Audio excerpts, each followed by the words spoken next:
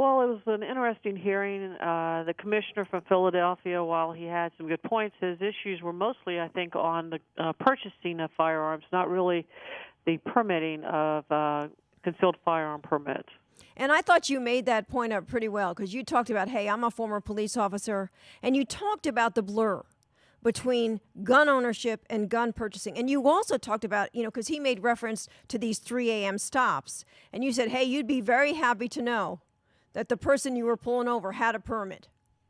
Well, yes, at the end of the day, when you're pulling someone over at 3 a.m. in the morning, if they say, hey, I have a concealed firearm permit, then the first question out of your mouth is, well, where's your weapon?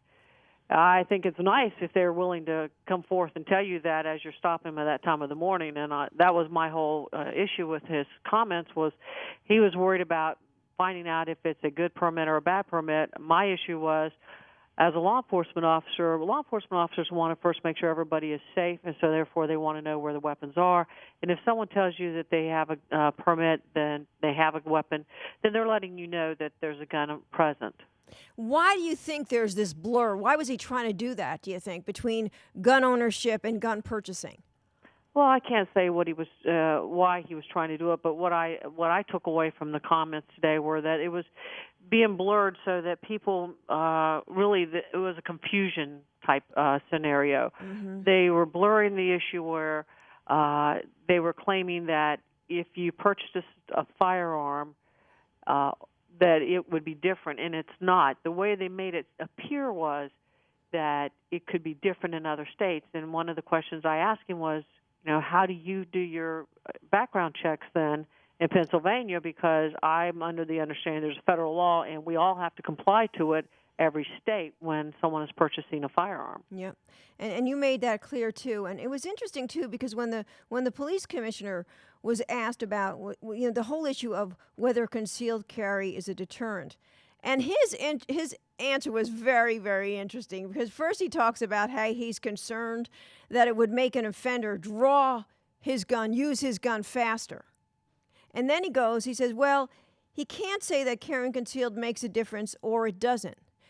In your days being a police officer, can you tell us that concealed carry made a difference?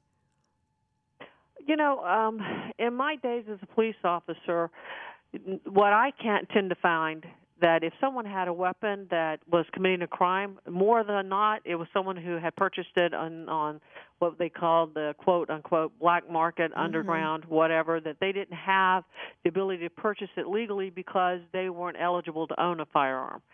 So I think that was also brought out by the other two witnesses, the professors that were there that had gone through the statistics and everything, that more than not, most people that go through the process of purchasing the firearm legally and getting the permits are not the ones that you're finding committing a lot of these crimes.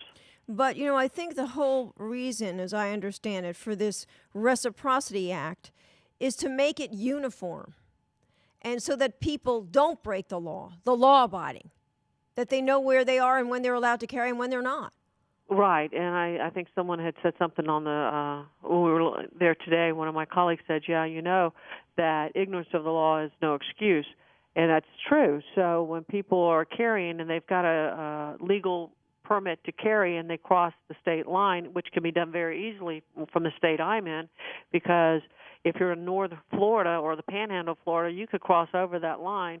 You could be in Alabama or Georgia. Mm-hmm. So you need to know what the laws are that are within those other states if you have a concealed firearm with you. And even though you have the right, based on Florida law, have that permit with you, you need to be well aware of what the other states say. Yeah, and I thought Joyce Lee Malcolm, law professor at George Mason University, made a very good point. And those of us covering this issue know that and can attest to that because we've talked to people about this. But, carrying concealed isn't just a benefit to the gun owner.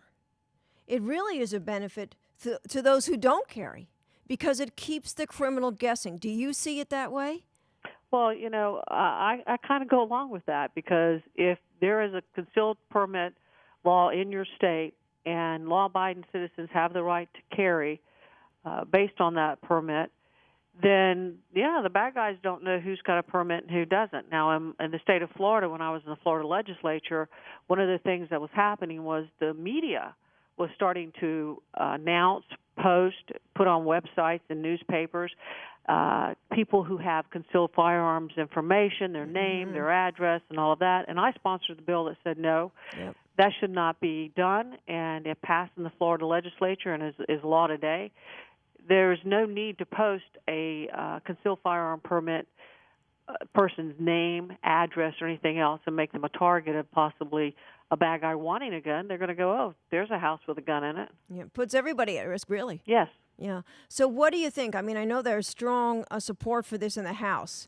What do you think the chances this thing is going to pass? Oh, I don't ever guess what's going on in the Senate, as we've all seen Yep. since for the last 9 months. Not much happens in the Senate these days. So I don't know. I Yeah. really don't know. I hope that they will get back to work over there, and I hope that they will take up a lot of the bills that we have sent them thus far and really get to work for the American people, because that's what we're trying to do. There's a lot of bills sitting there that are job-related bills that get control over this onerous regulations that has been put in place by some of these agencies. Those bills are sitting there today and have been for months. So I can't guess what the Senate's going to do. I hope that they get to work, that they pass those bills that put people back to work, and I hope that they look seriously at this piece of legislation.